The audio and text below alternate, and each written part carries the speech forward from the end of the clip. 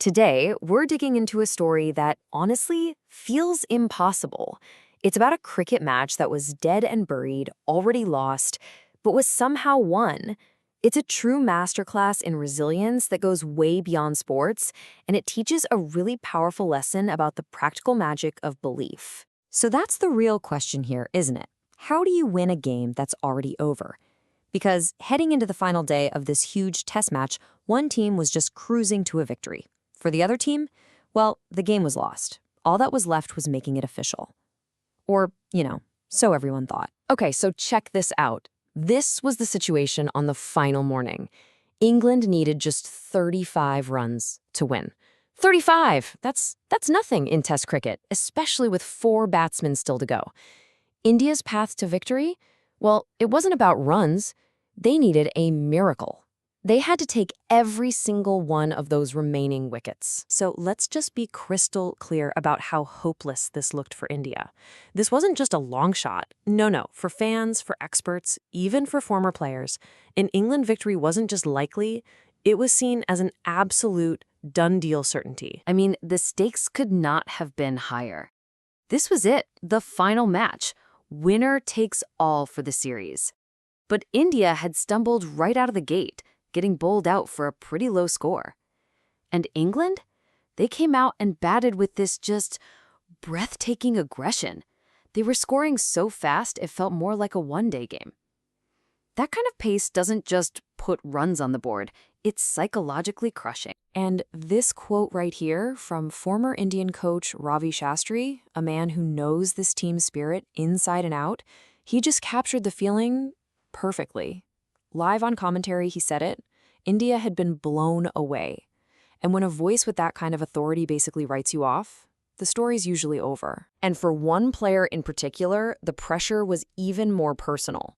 Mohammed Siraj, one of India's key bowlers, had dropped a catch earlier. A really costly one too, giving a top English batsman a second chance.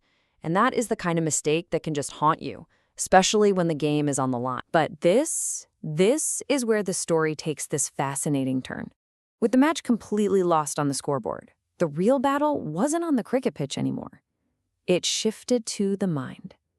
This part is all about the power of belief. And here he is, the man himself, Mohammed Siraj.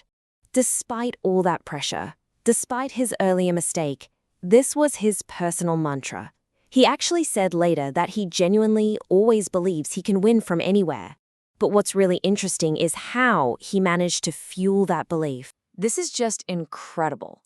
He literally went on Google, found a generic stock image with the word believe on it, and saved it to use as his motivation. Think about that. It's such a simple, almost silly thing to do, but it shows the raw power of just focusing your mind, of latching onto one idea when everyone is telling you you've already lost. And you know what? This intensity, it was obvious to the experts watching. Former England captain Nasser Hussain said Siraj has this fire that just lifts the entire team.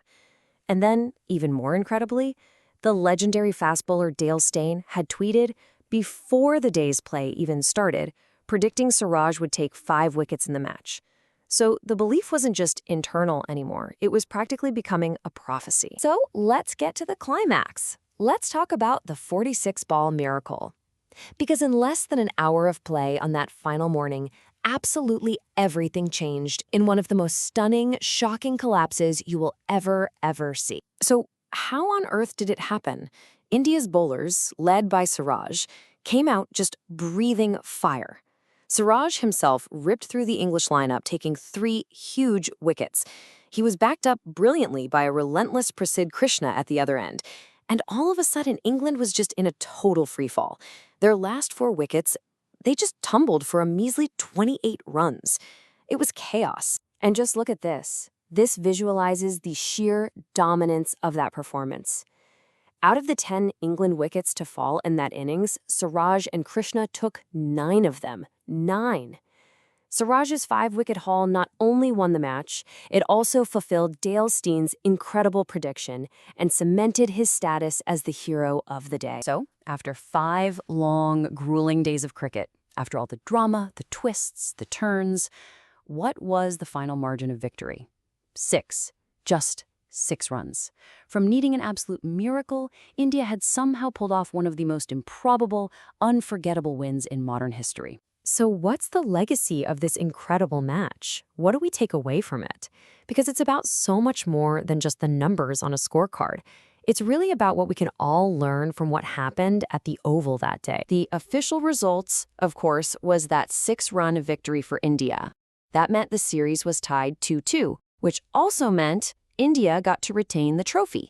A fittingly dramatic end to a really, really hard-fought contest. And as you'd expect, the individual awards really tell the final chapter of the story. To absolutely no one's surprise, Mohammed Siraj was named player of the match. It was the ultimate redemption, a perfect testament to his unshakable belief and his killer performance right when it mattered most. And that right there is why this match matters so much, even if you don't follow cricket at all. It's this powerful, real-world example of how a genuine, deep-down shift in belief in your own ability can literally create possibilities that just did not exist a few moments before. And that brings us to the final thought. See, this story isn't just about Mohammed Siraj or the Indian cricket team. It's really a challenge to every single one of us. So I'll leave you with this question to chew on. Where in your life, your work, your goals, where can a little bit of that unwavering belief completely change your game?